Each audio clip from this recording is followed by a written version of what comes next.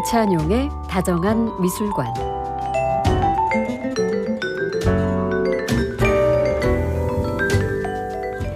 미술관에 깃든 사람과 풍경, 예술에 대한 이야기 들려드립니다.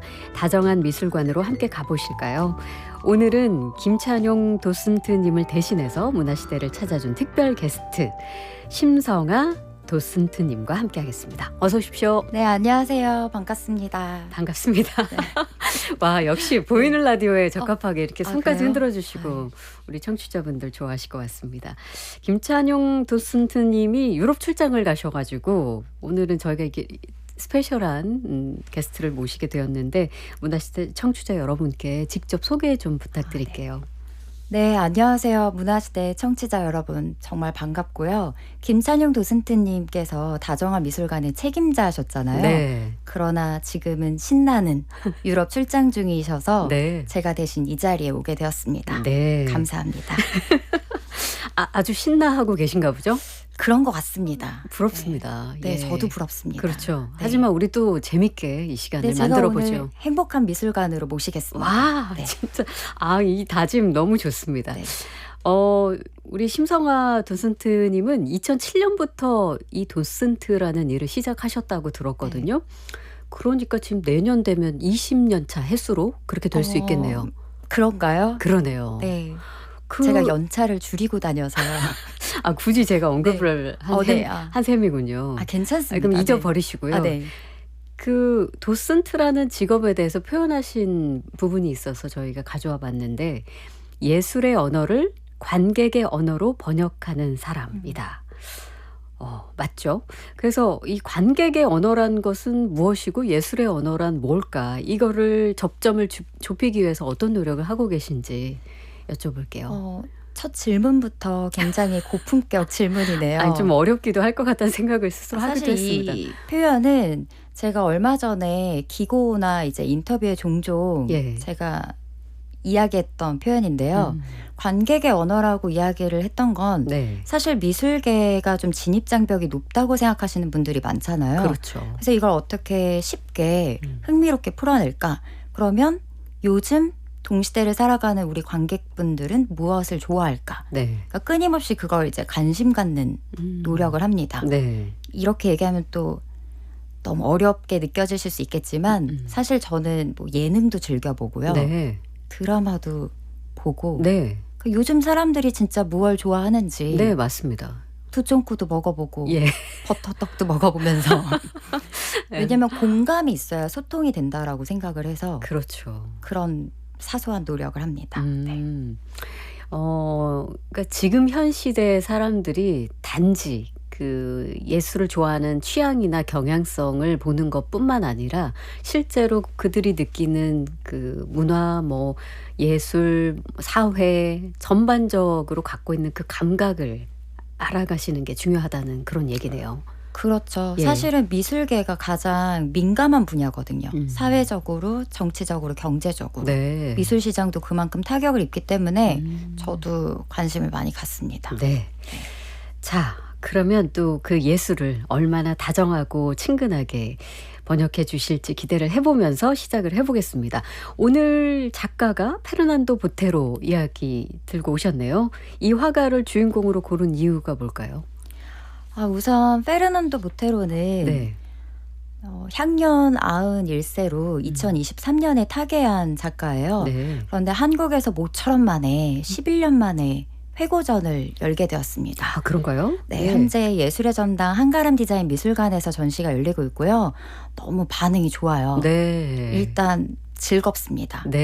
그리고 물론 지금 현재 훌륭한 도슨트님들께서 전시 해설 프로그램도 해주고 계시지만 저는 예술의 전당 어린이 아카데미를 통해서 아이들과 함께 전시 연계 프로그램으로 페르난도 보테로 전시 탐험을 하고 있어요.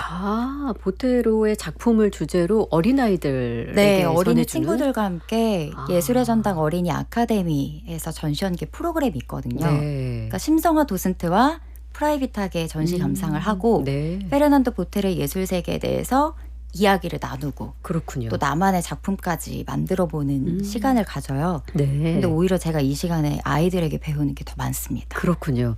지금 진행 중입니다. 페르난도 보테로전. 이미 4월 24일부터 시작이 됐고요. 8월 30일까지 예술의 전당 한가람 미술관에서 열리고 있습니다. 아까 설명 주실 때 굉장히 즐겁게 진행이 되고 있다. 이런 말씀 해주셨는데 아마도 페르난도 보테로의 작품들의 어떤 특징 그런 것 때문일 것 같거든요. 먼저 이 작가, 이 화가는 어떤 사람인지 소개해 주신다면요. 우선 페르난도 보테로 하면은 이름은 좀 낯설실 수 있잖아요. 근데 그림을 보면 다들 귀엽다. 그러니까 전시장에서 여기저기서 막 들려요. 네. 귀여워. 그런데 왜 이렇게 뚱뚱하게 그렸을까? 근데 왜 그 부분을 이제 오늘 말씀을 드리겠지만 일단 콜롬비아 출신이에요. 네. 그런데 콜롬비아 하면 대표적인 화가가 떠오르실까요? 누가 있을까요? 사실 예술계의 불모지다 보니까 네. 콜롬비아 하면은 대표적인 화가가 떠오르지 않잖아요. 그런데 그 예술계 불모지였던 곳에서 국민 화가로 거듭난 세계적인 거장입니다. 네. 이번 전시는 한국에서 그간 소개되지 않았던 미공개 작품까지 선보여 드리니까 네. 한번 꼭 보셨으면 한다고 말씀드리고 싶네요. 네. 콜롬비아의 국민 작가 페르난도 보테로에 관한 이야기를 지금 하고 있습니다. 이 보테로는 뭐 남미의 피카소다 이렇게 불리기도 한다면서요. 워낙 라틴 아메리카 쪽이 그 대표할 만한 그런 작가가 없어서 그렇기도 할까요? 제가 사실 그 남미의 피카소라는 예. 표현을 좋아하진 않습니다. 그렇습니까? 예. 네, 그 왜 이유는 그럴까요? 뭔가 작가 입장에서는 저도 이제 작가로서의 생활을 했던 적이 있는데요.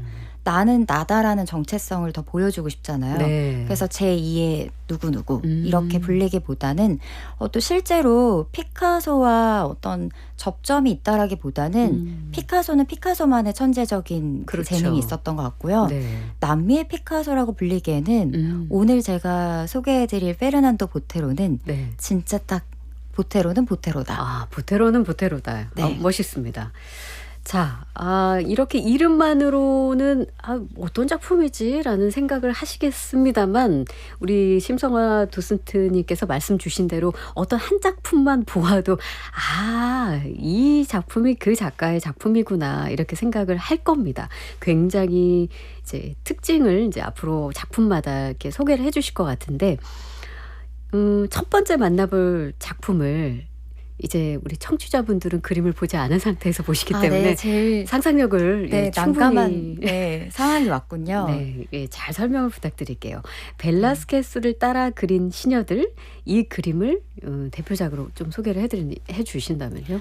네, 지금 인터넷에 이제 페르난도 보테로 전시를 검색하시면 메인 포스터 속에 등장하는 작품이에요. 네. 그런데 그 작품 속의 공주님을 보면 일단 보테로는 귀엽게 그렸거든요. 그러네요. 근데 보다 보면 어서 많이 본 것 같은 느낌이 드실 거예요. 실제로 이 그림의 원작이 존재합니다. 네. 17세기 스페인을 대표했던 화가 디에고 벨라스케스가 시녀들이라는 작품 속에 마르가리타 테레사 공주를 그린 게 유명해요. 네. 일단 스페인 프라도 미술관을 방문하시게 되면 대표작 중에 하나이기 때문에 수많은 관객들이 그 작품 앞에 딱 몰려서 있거든요. 네. 아마 시녀들 그 그림 검색하시면 이 그림 나 알아. 네. 아무리 미술에 관심이 없다 해도 본 적이 있다라고 하실 거예요.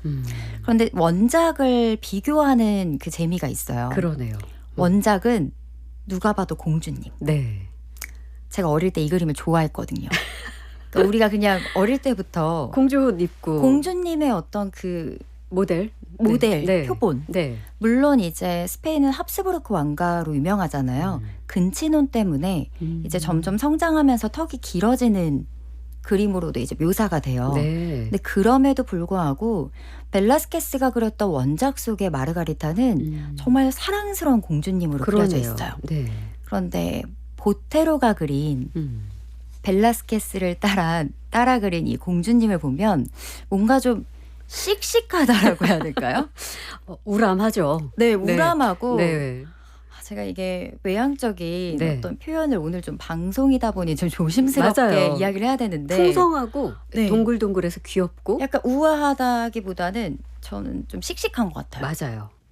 그리고 약간 그리고 뭐랄까요? 그 원작과 비교해 봤을 때 방향도 서로 다른 방향을 바라보고 있으면서 네. 표정도 원래 공주는 좀 새침한 표정이었다면 이 보테로의 그림은 약간 장난기도 있어 보이고 맞아요.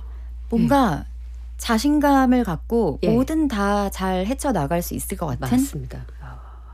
회복 탄력성이 매우 높아 보이는 네. 그런 공주님으로 묘사가 됐는데 왜 이렇게 그렸을까로 출발을 하면 좋아요. 감상을 할 때. 네. 왜 공주님을 이렇게 그렸을까? 저는 어떤 우리가 알고 있는 권위나 아름다움에 대해서 새롭게 좀 생각할 수 있는 포인트를 던져주는 것 같습니다. 네. 와. 그리고 가장 또 큰 특징 중에 하나는 색감의 차이인 것 같기도 하거든요. 이 얘기는 조금 더 나중에 이어보도록 하겠습니다.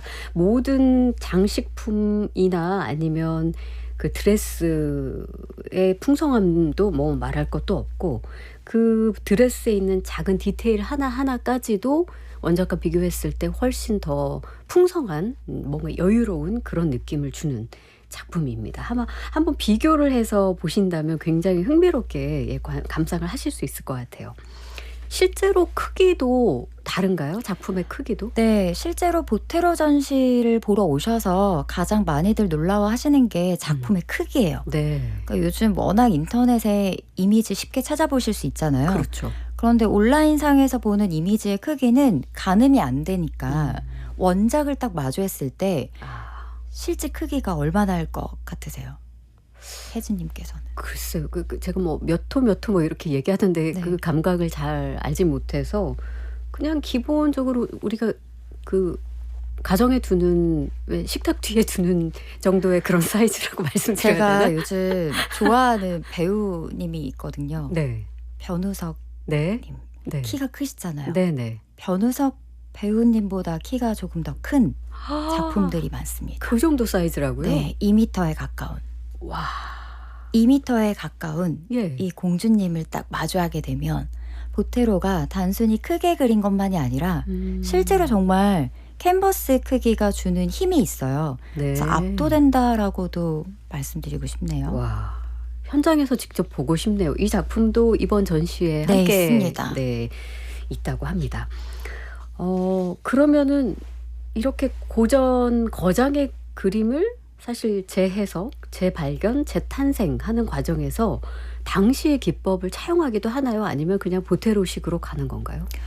보테로식으로 만들어지기까지 수십 년이 걸렸어요.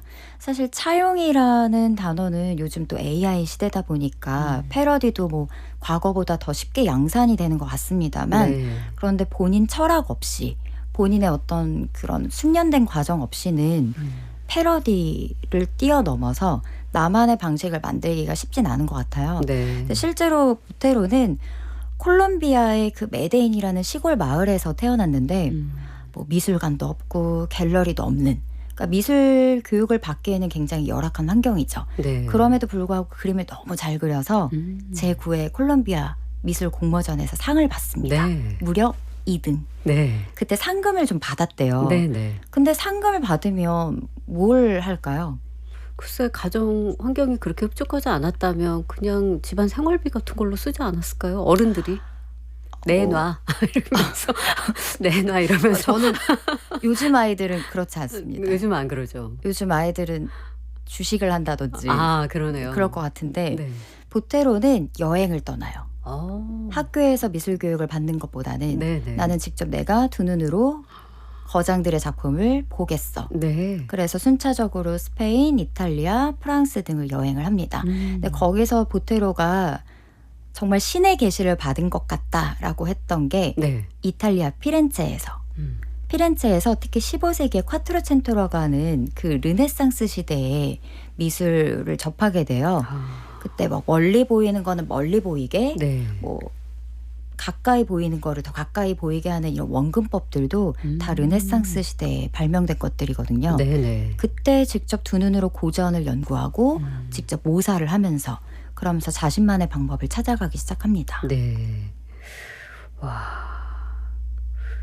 그렇군요. 그러면서 이제 소위 보테로 스타일이 형성이 되어 가는 걸 텐데 아까 제가 이 색감 이야기를 이제 좀 같이 나누고 싶은데 그 조금 전에 소개했던 벨라스케스를 따라 그린 시녀들 이외에도 위대한 거정의 작품을 자신만의 화풍으로 재해석한 그 또 다른 그림 소개해 주시면서 좀 색채 이야기까지 넘어가 볼까요? 네, 그럴까요? 예. 우선 보시면은 보테로 전시가 재밌는 게 미술에 관심 있는 분들은 일단 명화를 알고 계시잖아요. 네. 이거 내가 아는 그 화가의 그림을 패러디했나 보다. 나 이 화가 원작 알아. 네. 그렇게 보는 재미가 있어요. 그렇죠. 그리고 원작과 비교 감상하는 재미가 있다 보니까 음. 그리고 아까 말씀드렸다시피 크기가 크잖아요. 네. 그래서 시원시원해요. 보는 재미가. 네네. 대표적으로 얀바네이크라는 화가가 그렸던 아르놀피니 부부의 결혼식 네. 그 그림도 만나보실 수 있고요. 물론 이 그림은 실제 원작은 크기가 작아요. 네. 얀바네이크가 그렸던 건. 근데 굉장히 정밀하고 세밀한 묘사가 특징이거든요. 근데 반면에 보테로는 2m 크기에 역시 이것도 네, 보시면 모자부터가 둥글둥글해서 터질 것처럼 그러네요. 그렸거든요. 네. 그리고 그 시대에 이 사람들이 어떻게 살았는지 그 상징성을 부과했던 요소들을 뼈대를 그대로 남겼어요. 뼈대는 뭐 고전에서 차용했다 하더라도 정말 이 부풀림이라든지 외형적인 스타일은 보테로만의 모습으로 표현을 하게 되고요. 네. 또 가장 유명한 그림 중 하나죠. 레오나르도 다빈치가 그렸던 모나리자. 모나리자에 대한 변주도 많이 했습니다. 모나리자도 보테로식으로? 네. 네. 지금 모나리자. 저도 네. 보고 있는데요. 네. 와, 정말 다른 모나리자네요. 네, 정말 다른 모나리자입니다. 네. 아이들이 딱 비교해서 보여주면 이 그림 보고 다 웃거든요. 너무 웃겨요. 막 왜 이렇게 그린 거예요? 왜 이렇게 그린 걸까요? 아까 말씀하셨던 그 미의 기준을 비틀기 뭐 이런 거 아닐까 싶기도 하고요. 사실 레오나르도 다빈치가 그렸던 모나리자는 네. 어떤 미술계에서는 권위의 상징이죠. 이미 워낙 유명한 명화고. 그렇죠. 루브르 박물관에 있는 그 모나리자를 해외로 반출할 수도 없고 네. 엄청난 경제적인 가치도 갖고 있는 작품인데 이걸 자신만의 화풍으로 그려내는 게 쉽지는 않았을 거란 생각을 하거든요. 굉장히 부담스럽기도 했을 것 같아요. 저는 너무 부담스러울 네. 것 같은데 보테로는 또 보테로만의 그림으로 보자마자 보는 이로 하여금 무장해제되는 느낌이 있어요. 그러네요. 귀엽거든요. 그냥 미소가 절로 나오게 됩니다. 보테로의 모나리자를 한번 찾아보시면 오늘치 자그마한 행복감을 또 가져가실 수 있을 것 같아요. 정말 사랑스럽네요. 사랑스러워요. 예. 친근감도 있고요. 네. 이런 모나리자를 내가 실제로 마주한다면 안아줄 수 있을 것 같은 느낌? 모나리자가 안아줄 것 같아. 근데 좀 힘들 것 같기도 합니다. 그런가요? 네. 왜요? 모나리자의 이 풍채와 제가 허그를 한다면 네. 한번 다들 상상해 보셨으면 하는데요. 네네네. 귀여운 상상까지도 할 수 있는 그런 그렇습니다. 작품입니다. 음악을 한 곡 들을까요? 네, 음악 한 곡 듣고 재밌는 이 이야기 나눠보겠습니다. 핑크 마르티니의 안달루시아.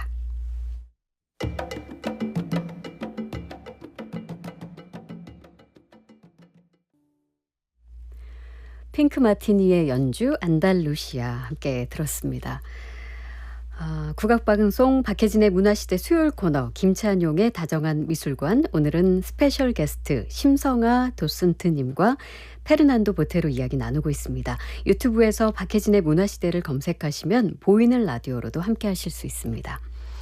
카카오톡 오픈 채팅방으로 또사님께서 새로운 비너스를 탄생시킨 장본인이죠 하고 올려주셨고요. 그러네요. 태승아하님도 작품들이 그렇게 큰 편인 줄 몰랐어요. 저도요. 2m 가까이 될 줄은 정말 상상도 못했습니다. 자, 지금 저희가 카카오톡 오픈 채팅방에 이렇게 소개하고 언급하는 보테로의 그림을 올려두었으니까요. 살펴보시면서 같이 이야기 들으시면 더 도움이 될 것 같아요. 자, 페르난도 보테로의 그림이 왜 이렇게 크고 풍성하고 넉넉하고 둥글고 왜 이렇게 과장되게 표현했을까? 이제 그 근본적인 궁금증이 생기네요. 이제 보테로가 창안한 보테리즘이라는 게 있어요. 뭐 예를 들어 인상주의, 사실주의, 뭐뭐주의하는 이즘과 보테로가 결합돼서 보테로만의 이 스타일인데요. 보테로는 사람들이 그때도 늘 물었죠. 왜 이렇게 뚱뚱하게 그리느냐. 그런데 그럴 때마다 보테로는 이렇게 말했대요. 저는 뚱뚱하게 그린 적이 없습니다. 네. 뚱뚱하게 그리는 것이 아니라 볼륨감 있게 그립니다. 엄연히 다른 거죠. 엄연히 다른 거예요. 네. 그래서 그 볼륨감, 양감이 보테로만의 토대가 되었다고 볼 수 있겠죠. 사실 요즘은 뭐 뚱뚱하다라는 표현도 지양하고 있죠. 이게 외모 비하나 뭐 부정적인 의미로 많이 쓰이기 때문에.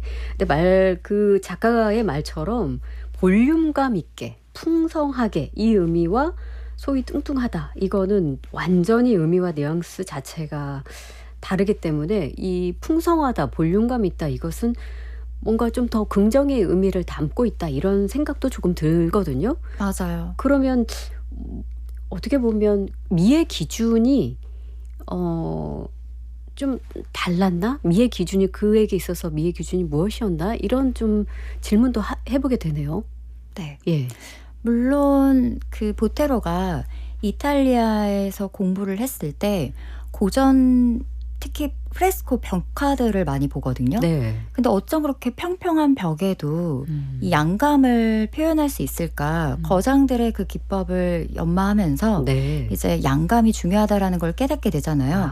그러면서 이제 볼륨감 있는 인물을 묘사하게 되는데 좀 우리의 편견을 좀 깨트리는 작품이 있어요. 네. 이번 전시장에서도 보실 수 있는 작품. 네. 어떤 작품이죠? 발레리나를 그린 그림이 있거든요. 발레리나. 네. 네. 바 위에 발레리나라는 그림이 있는데 네. 이 그림을 지금 접하신다면 다들 무슨 생각을 하고 계실까요? 글쎄요.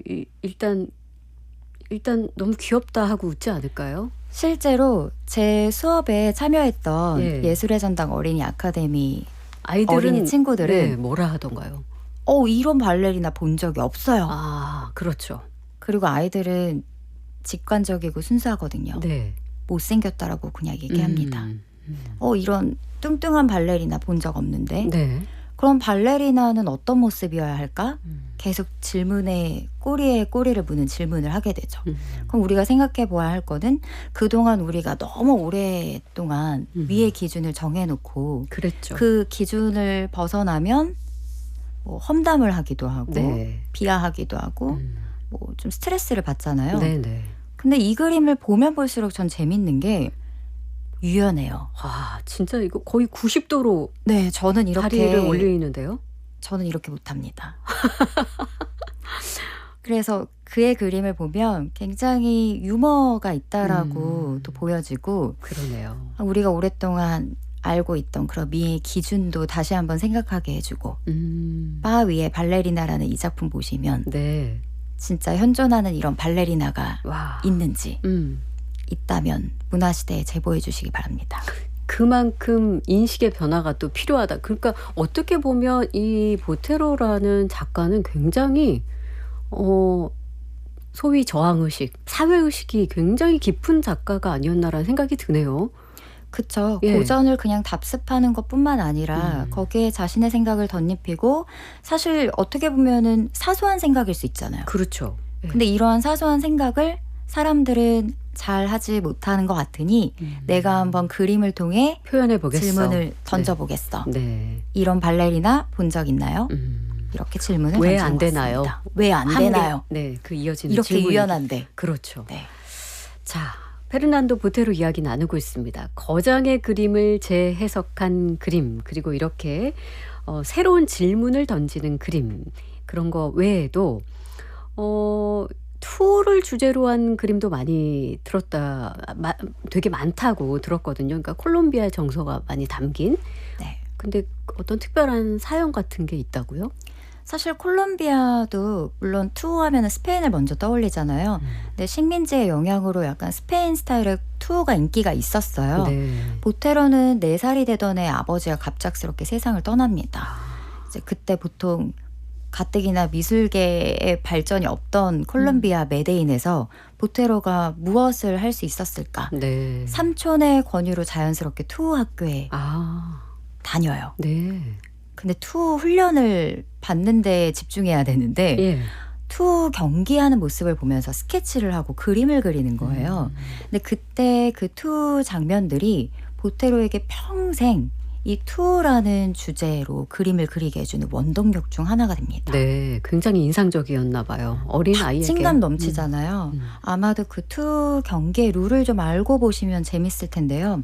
투는 이제 입장을 하게 되죠. 네. 그리고 엄청난 황소가 등장하잖아요. 그렇죠. 그 황소에 또 이제 카포레라는 그 천을 두르면서 투 경기를 하게 되는데 실제로 이 황소 목에다가 네. 창을 꽂아야 돼요. 네. 좀 잔인하잖아요. 그렇죠. 근데 그 잔인한 장면들까지도 다 생생하게 묘사가 되어 있는 작품들이 이번에 네. 한국을 찾아주었습니다. 네. 그래서 투 섹션은 투 경기가 실제로 어떻게 이뤄지는지 좀 알고 감상하시면 그가 어린 시절부터 그 투 경기에서 느꼈던 생동감 그리고 삶과 죽음이 공존했던 또 하나의 연극 무대라고 생각했던 모양이에요. 네.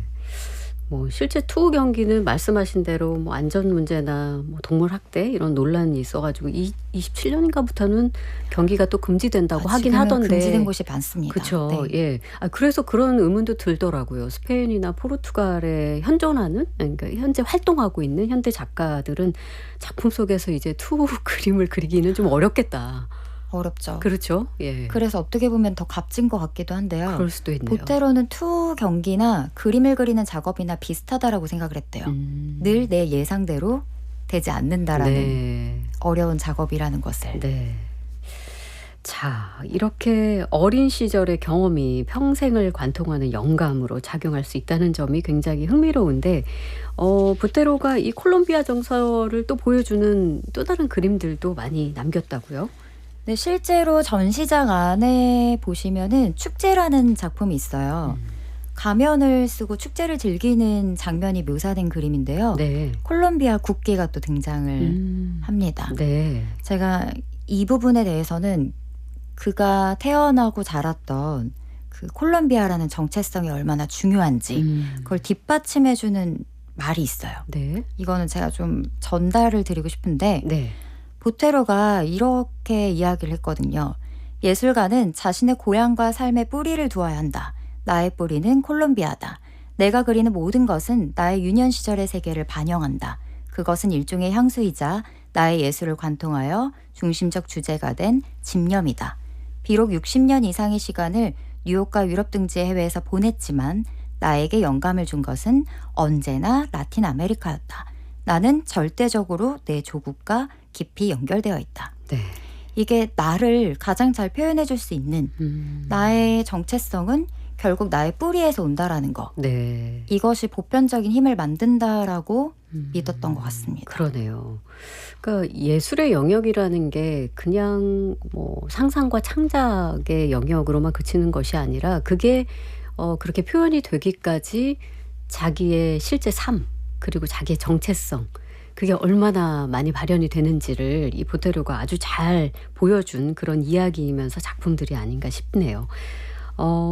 유럽 르네상스 회화에서 받은 영향 그리고 라틴 아메리카의 감수성 이것을 어떻게 결합시켰을까 이 지점도 좀 네. 보는 포인트가 될 수도 있겠네요. 그래서 방금 전에 말씀드렸던 것과 좀 문맥이 이어지는데요. 예. 결국에는 남의 것을 그냥 따라하거나 그 다른 문화권을 내가 흡수할 때 나의 뿌리를 더 잘 알고 네. 나의 중심축을 잡고 가는 게 결국에는 보테로만의 창의적인 양식이 만들어지지 않았나라는 생각을 하거든요. 네네. 우리가 보통 따라하는 거는 쉬운데 그렇죠. 진짜 자기 이게 것으로. 나야. 네. 그리고 뭐 한국의 정체성을 보여줘야 된다. 그런 게 요즘 좀 고민이 많이 되는데 이 부분도 보테로가 좀 존경스러운 부분이기도 합니다. 네. 자, 저는 개인적으로 계속 이 보테로의 양감 플러스 색감에 관한 이야기를 꼭 질문을 드리고 싶었는데 지금부터 좀 나눠볼까 해요. 그림들이 대체적으로 알록달록합니다. 네. 굉장히 밝고요. 명랑하고 따뜻하고 평온하고 뭔가 넉넉하고 이런 단어들과 굉장히 잘 어울린다고 생각하는데 작가가 이 보테로라는 작가가 쓴 이 색감이 이 작가의 성향이나 뭐 인격 혹은 심리 뭐 이런 것까지도 다 반영이 된다고 볼 수 있을까요? 저는 색채는 좀 사람의 심리도 반영된다라고도 생각하는 편인데요. 라틴 아메리카 하면은 저는 음악도 뭔가 좀 그렇죠. 열정적이고 막 뜨거운 태양 아래 네. 제가 춤은 잘 못 추지만 벌써 움직임이 좀 제가 다르신데. 좀 약간 오늘 보이는 라디오라서 제스처를 저도 모르게 네.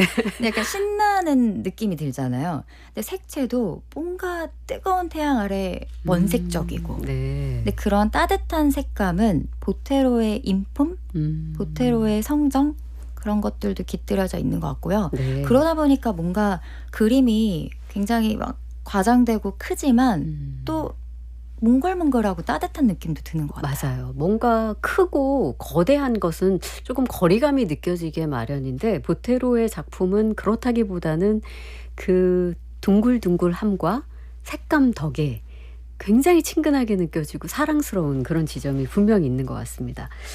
자, 아까 이 보테로라는 인물은 이렇게 자신의 삶과 정체성을 굉장히 가치를 중요시했고 또 사회적인 어떤 흐름, 기준 같은 것을 예민하게 바라보는 감각이 있다고 했는데 그래서 사회적 메시지를 담은 작품도 꽤 많이 등장을 하더라고요.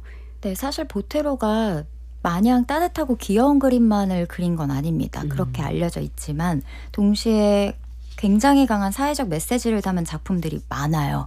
물론 이번에는 그와 관련된 작품이 소개가 많이 되진 않습니다만 파블로 에스코바르의 죽음이라는 작품이 있어요. 네. 실제로 콜롬비아는 마약 카르텔이 유명했기 때문에 그때 당시에 너무나도 유명했던 마약왕이 피살된 사건을 다룬 실화를 다룬 작품입니다. 네. 그것도 보테로만의 스타일로 또 뿐만 아니라 이라크 아부그라이브 수용소에서 자행됐던 잔인한 그 장면들도 연작 시리즈로 그려가지고 네.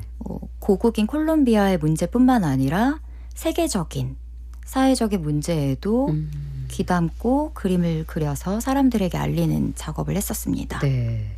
이번 한가람 미술관에서 열리는 전시회는 그런 작품들은 빠져 있는 건가요? 네, 좀 빠져 있고요. 네, 네. 근데 실제로 아까 설명해 주신 그 파블로 에스코바르의 죽음 같은 경우에는 그냥 그림만 놓고 봤을 때 이런 사연이 있는 줄 모르고 봤을 때는 굉장히 뭐랄까 유머와 위트가 느껴지거든요. 네. 이 그림은 겉으로 멀리서 봤을 때는 뭐 보통의 보테로 스타일과 좀 비슷할 거라 생각하는데 가까이 다가가서 보면 총을 들고 있고요. 그러네요. 이게 심상치 않은 상황이구나라는 걸 알아차리게 되죠. 뭔가 피가 튀는 장면도 네. 있는 것 같고요. 그렇습니다. 네. 와, 굉장히 뭐랄까요. 다양한 느낌의 작품이 꽤 많이 있습니다. 근데 정치적인 상황 때문에 이 보테로의 작품이 테러를 당하기도 한 적이 있다고요?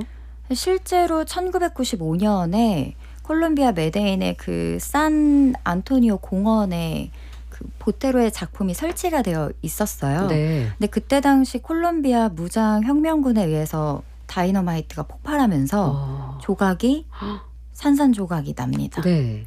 그런데 보통 이렇게 산산조각이 나면 예. 일단 사건이 발생했으니까 막 문제가 되죠. 그렇죠. 근데 그때 이게 화제가 됐던 이유가 두 가지가 있는데 첫 번째는 반군 조직이 테러 직후에 그때 당시 보테로의 아들이 정치인이기도 했어요. 그래서 보테로를 더 겨냥해서 뭐 작품을 테러했다 네. 이런 이야기도 전해지곤 하는데 근데 어쨌든 자신의 작품이 산산조각이 났잖아요. 네, 네. 그럼 어떻게 해야 되느냐. 근데 이때 인상적이었던 건 보테로가 그 조각난 작품을 그대로 두고요. 네. 옆에다가 바로 또 새로 조각을 만들어서 똑같은? 기증을 해요. 네. 똑같은 모양으로. 똑같은 작품을 아. 평화의 비둘기라고 했다고 합니다만 네. 근데 이 작품을 기증했던 게 폭력 앞에 폭력으로 대응하는 것이 아니라 예술의 힘이 있다라는 걸 보여주고 싶어 폭력을 무력화할 수 있다라는 그 예술의 힘을 예술로서 승화한 사건이라고 소개해드리고 싶습니다. 와. 아주 멋있네요. 저도 지금 그 장면을 보고 있는데 뒷부분이 거의 박살이 났어요. 그 맞아요. 박살이 난 그 조각품 바로 옆에 정말 보테로의 그 약간 좀 둥그렇고 귀여운 비슷한데 네, 비슷한데 제가 또 이렇게 완전히 똑같다고 말씀을 못 드리는 거예요. 뒤에가 너무 귀엽네요. 형태가 또 부서져 있고 진짜 비슷한 듯 그렇습니다. 약간 차이는 있습니다. 네네네. 네. 이것도 함께 살펴보시면 아주 흥미롭게 보실 수 있을 것 같습니다. 자, 그러면 사실 이렇게 생명의 위협까지도 받을 정도로 굉장히 그 뭔가 이렇게 비뚤어진 시선을 받았다는 건데 그럼에도 불구하고 계속 이렇게 군사 정부를 풍자하는 그림을 그린 이유 아니면 그 마음은 뭐였을까요? 사실 보테로는 이미 생전에 유명한 작가였고요. 그 세계 거장의 반열에 올라서 전 세계를 순회하고 전시를 한다는 것 자체는 꿈의 일이잖아요. 그렇죠. 어떻게 보면 편하게 그냥 경제적으로 풍요롭게 내가 그리고 싶은 거 네. 그리고 조각 작업도 굉장히 좋아했기 때문에 다양한 작업을 하고 있었는데 목소리를 낸다라는 그 용기는 네, 대단한 것 같습니다. 맞습니다. 그러니까 아름다움만 쫓는 것이 아니라 진짜 내가 살고 있는 이 시대의 사회상을 내가 가진 재능으로 예술이라는 언어로 사람들에게 알리고 기록하고 싶어. 그래서 내 작품이 세상을 바꾸지는 못하더라도 이런 일들이 있었다는 사실은 남길 수 있다라고 네. 말이죠. 그러니까 예술로 어쩌면 역사를 기록하는 아티스트이지 않았을까라는 생각도 들면서 예술가이기 이전에 사실 보테로도 이 사회 구성원이면서 시민이니까 그 책임과 역할을 되게 중요하게 생각했던 것 같아요. 그래서 보테로만의 굉장히 부드러운 표현을 하지만 사실 내용은 가볍지 않게 가볍지 않죠. 네, 사회 풍자도 하고 고발하고 하지만 그 안에 반드시 해악을 넣은 콜롬비아 국민들이 뭐 지금은 전 세계의 국민들이 뭐 좋아하고 사랑하는 작품을 남겼지만 콜롬비아 국민들이 아주 사랑할 수밖에 없는 그런 작가였겠네요. 그렇죠. 실제로 분신 같은 자신의 아끼는 작품들도 다 고국인 콜롬비아에 기증을 했고요. 네. 또 보테로 미술관뿐만 아니라 공원까지 조성되어 있는데 방금 그 조각 이야기를 나눴잖아요. 네. 조각은 공공예술성도 띠고 있다라는 거예요. 누구나 야외에서 그렇죠. 지나가면서 볼 수 있고 실제로 이미지를 검색해 보시면 아이들이 보테로가 만든 조각 위에 그냥 앉아 있는 경우가 많아요. 네네. 만질 수도 있고. 음. 그래서 이 점이 정말 좋은 것 같습니다. 네. 자, 굉장히 여러 작품이 있지만 저는 또 궁금한 건 네. 우리 도슨트님이 개인적으로 보테로 작품 중에 가장 좋아하는 작품이 있다면 어떤 걸까요? 제가 이번 한국 전시에 네. 11년 만에 온 이번 전시 이 작품이 온 게 너무 반가웠거든요. 뭐였을까요? 1976년작인 배. 배. 네. 페어, 배. 네, 먹는 과일 배인데요. 네네. 저는 개인적으로 대한민국 국산 배. 배가 가장 달콤하고 맛있다라고 생각합니다만 네네. 서양 배예요. 우리가 서양 배는 흔히 모양이 좀 다르죠. 모양이 이렇게 생긴 약간 조롱박처럼 생겼죠. 호루병처럼 네. 생긴 배인데 네. 제가 이 그림을 좋아하는 이유가 애벌레가 등장해요. 아, 순수한 마음을 가진 분이라면 3초 안에 발견할 수 있군요. 네, 3초 안에 발견하셔야 합니다. 저 2초에 발견했어요. 예. 실제로 아이들이 정말 빨리 찾아요. 어른보다. 네. 이 그림 앞에 딱 서면. 그러네요. 애벌레다. 애벌레를 먼저 찾는데 이 그림을 좋아하는 이유는 배가 엄청 커다랗잖아요. 네. 애벌레 정말 작거든요. 이 그림도 한 2m 하나요? 네, 엄청 커요. 아, 그냥 그렇군요. 벽면 전체를 배 하나가 차지하고 네. 있다고 생각하시면 돼요. 네네. 근데 이 애벌레가 이 달콤한 과즙을 혼자 천천히 즐길 수 있다라는 거에 제가 부러워서 좋아합니다. 네. 이게 소개해 주신 배, 피어 이 작품도 꼭 가서 함께 보시면 좋을 것 같아요. 자, 예술의 전당 한가람 디자인 미술관에서 8월 30일까지 페르난도 보테로전 이어질 텐데요. 전시 관람 팁을 짧게 알려주신다면?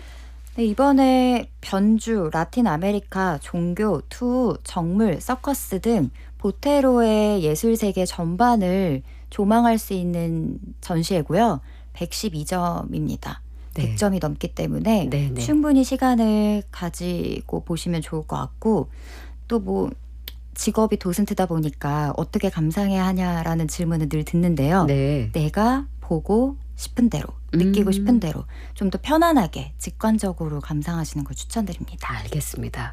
혹시 전시 현장에서 도슨트 님도 볼 수 있나요? 그리고 뭐 혹시 참여 중인 전시나 앞으로의 계획까지도 마지막으로 여쭙겠습니다. 당장은 아트 부산이라고 네. 이제 5월 달에 열리는 아트페어가 있습니다. 아트페어인 아트부산에서도 저를 만나보실 수 있고요. 네. 또 하반기에 전시 해설 참여 예정인 전시회가 있으나 지금은 말씀드릴 수가 없고 네. 또 제가 출간 예정이어가지고 네. 책도 쓰고 책 계시군요. 집필에 네, 아, 열정을. 원고를 마감해야 되는데요. 네. 열심히 쓰고 있으니까 나중에 출간되면 많은 관심 부탁드리도록 하겠습니다. 알겠습니다. 자, 박혜진의 문화시대, 김찬용의 다정한 미술관, 오늘은 스페셜 게스트 심성아 도슨트님과 함께 페르난도 보테로에 대한 이야기 나눠봤습니다.